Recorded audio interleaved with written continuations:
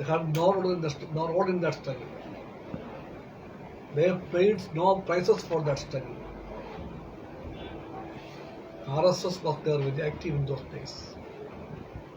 BJP was technically formed later, but BJP is the handmaid of RSS. It was there. 1925, RSS was formed. And we at this juncture would like to pose a question before the RSS. Where were they during those days? When the whole country was fighting for freedom, where were they?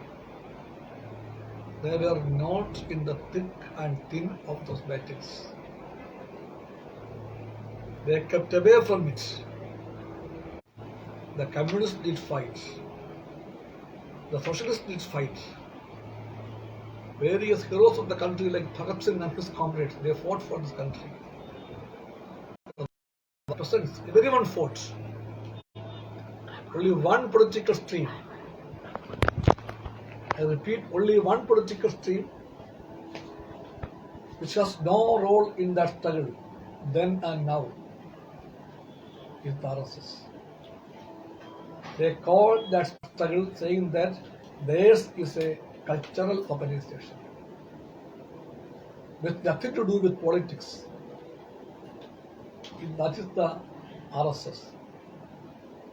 And now we feel very mundane. They are trying to teach all of us the lessons of patriotism. The communists tell them very categorically our answer. We are not ready to learn any lessons from the RSS on patriotism. We are 100 times more patriotic than them. So we don't need classes on patriotism. Our lives are there, our blood is there, not we people, our forefathers. Through that lives and through that blood, the country reached the 1947 15th of August. We remember those now because the freedom movement is being betrayed by the RSS BJP combination. And they are trying to deviate the real issue. They want to close their eyes on the real life issues of the people. They are not bothered about the unemployment. They are not concerned about the prices. Lakhs and crores of people are here in this country, free India, even today, without a roof over their heads. Lakhs and lakhs of people are thrown to death because of non-availability of proper medical treatments. Literacy is not coming down, it is still there. One side we are going to space. Today, from Sriharikota, a space voyage released by a private agency. So that advancement is there. If it's advancement, the technological part of it, we take it into note. Till today, it was the monopoly of the government, space exploration. And from today onwards, any private agency can go to the space for explorations. Now it's a startup to begin with. The brain behind those startups are to be congratulated because they are keen brains. Those young talents are to be appreciated. But we feel very anxious about the future of Indian space exploration. Tomorrow, if the space and the space explorations and the science on space, if all these are given to the private agencies, the transnationals and multinationals to conquer Indian space, the ramifications of that are to be taken very seriously. Because space, by all means, is very important for the country's overall development. It is not thousands of miles away from the earth. It's very much part of us. So the control of the space and space technology and the space exploration, we believe, should be kept with the state, the control. Once they begin in this way, in a small way, what we can presume is that sooner or later they will mortgage the whole space and its science, its exploration, everything for the private capital and profit mongers. We are afraid of that. Because the Bisvom government of Narendra Modi is out and out doing their service for the private capital, both domestic and foreign. That is the experience. They talk about Atmanirbhar Bharat. The meaning is great. Atmanirbhar Bharat. They talk about Swadeshi. They talk about self-sufficiency. They talk about Bharat Mata. All these are great. But when the real issues come, when policies are taken, they forget all this. The country can very well see the lock and the key of the Atmanirbhar Bharat is kept in the pockets of Adanis and Ambanis and all sorts of multinational corporations of the foreign capital. This is BJP. And when that BJP opened up the doors of the sky and the space for the private players, we can foresee it. This is the beginning of opening a Pandora's box. And the danger may be multifarious, so we have to be vigilant on that also. I repeat, we congratulate those young talents, but it is something beyond that of which we are really anxious. So issues I narrate: unemployment, price rise, poverty ridden, illiteracy, healthcare problems. All these are there, but the government is giving importance to something else. Today they are coming with a new issue. The second or a different phase of Babri Mosque issue is going to be found up now. The name of Goan Reporter Mosque in Varanasi. It's the second phase of the Babri Mosque issue. In those days also, BJP RSS was trying to evade the real issues. They were aiming at the political power. For that they found up the Ayodhya issue. In the name of Sri Ram, Lord Ram, they were playing the politics of Ravana, and they made communal tension their watchwords. They split the people, divided the people, and at last they got power also. Now they are facing lot of crisis in the country. Economic crisis, social crisis, life issues. People are not satisfied with the government. People know that whatever Modi told them in 2014 was only lies. So they know that their ground is getting lost. So they want to deviate the issues.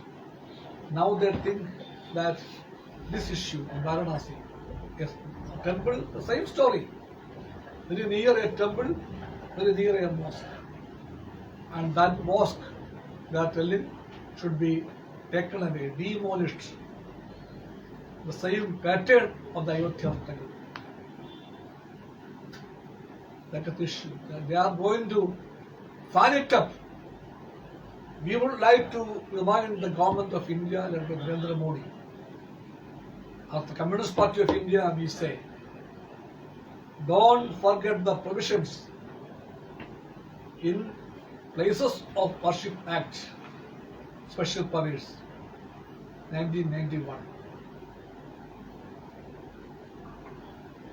Places of Worship Special Permits Act 1991 was very clear, categorically clear, that the status quo of every place of worship should be maintained as it was on 15th of August 1947. The only exception that was given in those days was for Ayodhya Tassil. The act was very clear, because in this country there are almost all religions are existing, and in that country, if we begin a struggle or quarrel in the name of temples or churches, it will have no end. The people will be at the losing end. But the right reactionary politics of the BJP and RSS, they want to gain out of this people's divisions. That's why they are trying to kill that act and give a new tide for this Yan-Baby quarrels. And they want to make it a Hindu-Muslim issue. We are telling the country that Hindus and Muslims are equally affected by the government policies. Hindus and Muslims and Christians are all equally facing lot of difficulties in life. Hindu youth, Muslim youth, Christian youth, they are searching for employment, knocking on all the doors. So on these issues of price rise, all are suffering. No matter whether Hindu, Christian, Muslim, they are suffering. So they, the BJP, they want to see that the people should not ask the real questions. So the best way is to fan up their emotions in the name of gods and churches or temples. That's why they are on that path today. We want the country. If we allow the government and the RSS to go in this direction, the country will lose everything. So the CPI stands for the people's unity. In Goa, you know, this is a very great culture existing in the state, Goa. The habits, the faith, the religion, the food habits, the clothing, all are diverse in India. This is the beauty of India. To impose the culture of any faith on the country will be dangerous. To impose any religion as a major religion on this country, forgetting all other religions, will be a disaster.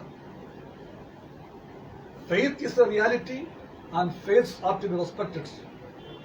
But in the name of the faith, people should not be divided. That's the communist principle. You know how they came to power in Goa? They came to power in Goa only through horse trading, not through popular mandate. When the election results were announced, they had no majority, but they purchased MLAs as if they are the bullocks to be sell and to buy. They bought with crores and they formed a government. What that government is doing? That government is playing to the tunes of rich people, moneyed people.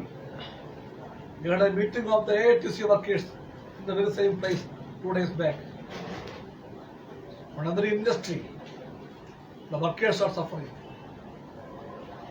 In the campuses, they face lot of problems. So we discuss about those issues. The Communist Party in Goa, in the banner of the AITC, always stood for the workers' rights. And with more clarity, the AITC will fight for the workers' rights in Goa and elsewhere in the coming days. For national conference to be held in December in Alappuzha, Kerala, we discuss about such matters. We will strengthen the workers movement in Goa to oppose the government anti-worker policies and to defend the workers' rights. We will organize the students in a meaningful way and to activate the functioning of the All India Students Federation in Goa, which is not up to the mark today. We discussed about such matters. The presence has to be strengthened. Their movement has to be strengthened. About that also we discussed. And I can tell you, the left in the state of Goa, though not very powerful today, we want to strengthen ourselves and to become more powerful in the coming days. In that, the major role in the state has to be played by the Communist Party of India, and as the workers' movement, the AITUC will play a role, and we are serious about that. The mining issue is a serious issue in Goa. Mining. People in large numbers, in thousands, are getting jobless. We have a policy. Communist Party and the AITUC are the organizations committed to the great cause of environment, no doubt. And we are equally committed to the rights of the working class also. So we say that mining should be done in a regulated manner, only under the control of the government alone. No mining in private sector. The government should do the mining with all regulations and respect to the environment, and the workers' rights and livelihoods are to be defended. This is the policy, the approach of the AITUC and the Communist Party. That's the issue which we discussed the other day here. On this line, we are going to march forward with more vitality and vigor, and we expect all of you. I don't know which media you represent, but I can see you are the people who know the pulse of this downtrodden, the pulse of the poor people, the pulse of the workers, the students and the youth. So we expect that whatever your media barons may think about it, they may not be very happy with our ideas, but we are sure that people like you will be happy and supportive of this views, and we expect you to help the communists, the AITUC cadres and the ISF cadres to strengthen the people's movement of resistance, to see that the politics of Goa in the future can be turned into a more bright one. With these words, I conclude. Thank you, Comrade. Binoy Bisvom. My spelling is Binoy. Binoy. Binoy. Not Binoy. We are friends since decades, but still, from the first day he used to call me Binoy. That's a Goan way of saying. Okay. This, comrades, you have any questions? Any questions? How you will react on Congress today? Congress has to learn a lot of lessons from the present day life, from their own experience. We want the Congress to remember their old legacy of Gandhi and Nehru legacy. Congress has forgotten that. The moment Congress stepped into the shoes of neo-globalization, it began to derail itself from the traditions of the Congress. They forgot Nehru, they forgot Gandhi, and they are following the economic policies of the right reaction in the BJP. Do you want to say that running after the money? Do you want to say that they are running after money? You know it better than me. I can tell you, I can assure you one thing. The only political force which will not run behind money are we, the left. All others are purchasable. You have seen it.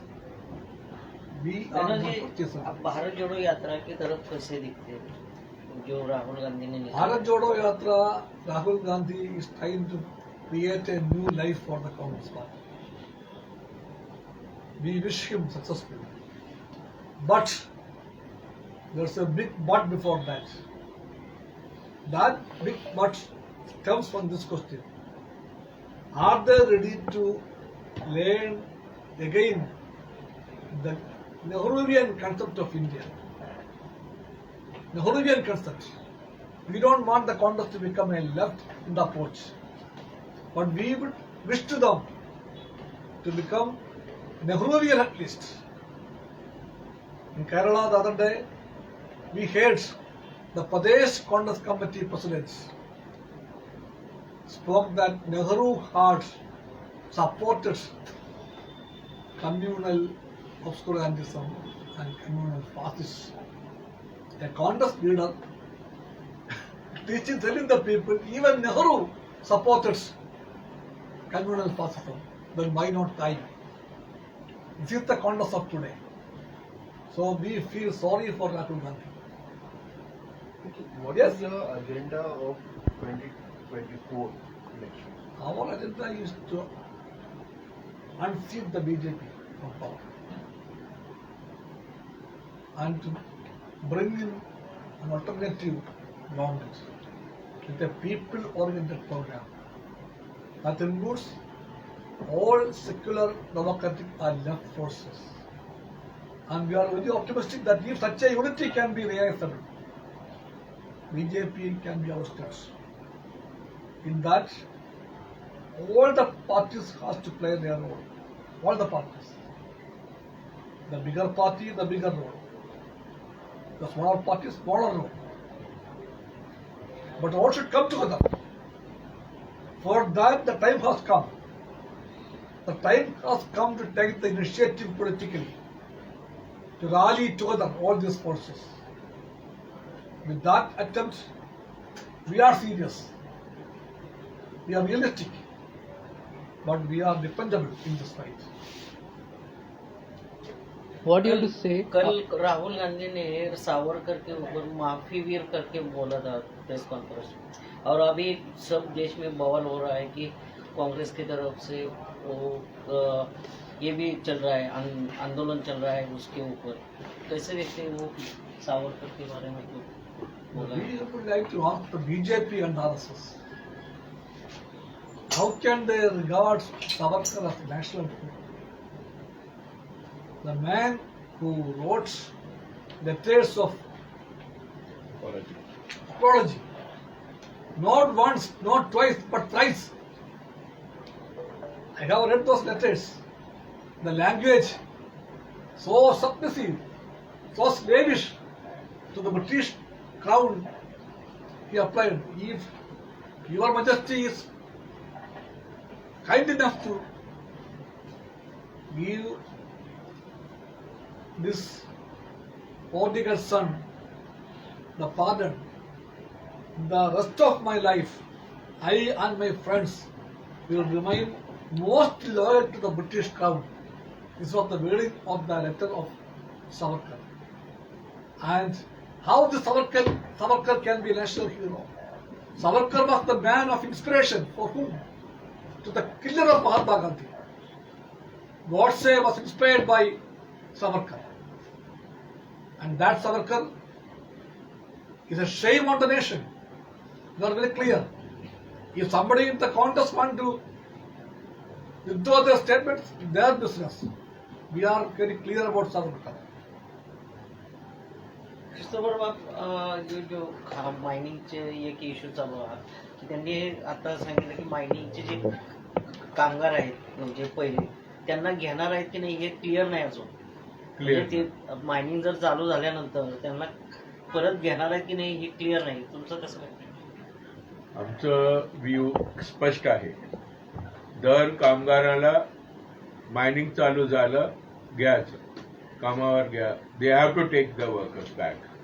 And as long as they have not reached the age of superannuation and they are not disabled, they have to be taken back on work. And they cannot be wishy-washy. The DMG or any other agency while giving while tendering the mines, they have been saying that you have to give preference to the locals. That's a very wishy-washy statement. It has to be very clear. If Dr. Pramod Sawant wants to be Naroba Kunjuroba on this matter, we do not expect that from him. That the government is not very clear is also a matter of great shame, because workers of Goa, especially the mining workers, have given their sweat and blood for the development of mining and for all that that this particular state and the country has earned. And now to recoil and to say that we are not going to take you, we will take locals. It is to create a conflict between the local youth and the mining workers who are working in the mines. And that is not acceptable. What do you have to say about ongoing politics in Goa? Ongoing politics now, they have all